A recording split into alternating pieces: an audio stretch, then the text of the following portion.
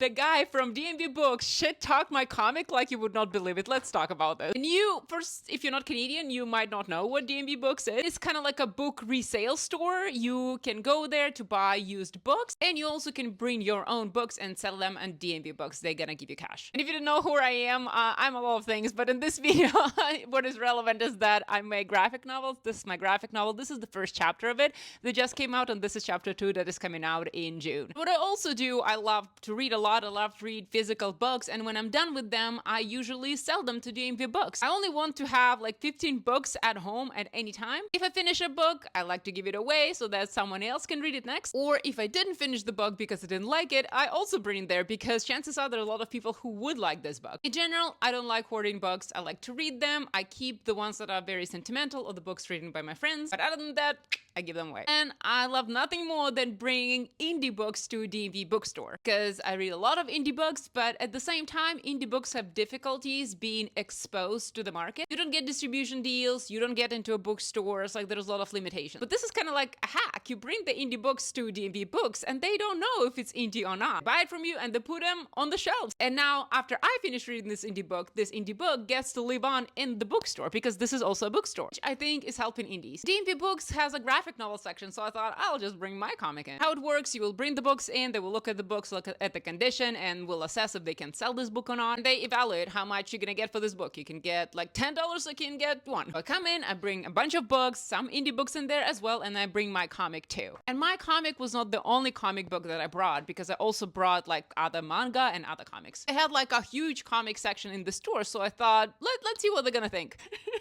So the guy looks at the books, he takes all of them except my comic, and I'll never forget this because he didn't even look at anything. Brought him the one with gold foil as well. I have like a cheaper trade edition, but he didn't know that I'm an author of this comic. So I'm asking him, oh, you don't want this one? And he's like, no, this is some indie stuff. And he literally threw my comic out, like to the far away from him on the desk. At this point, I was just running an experiment. I was like, oh, really? I mean, it looks like a very good quality. And he, again, doesn't even look inside, look at anything. He says, I know my comic guys, they would never want that.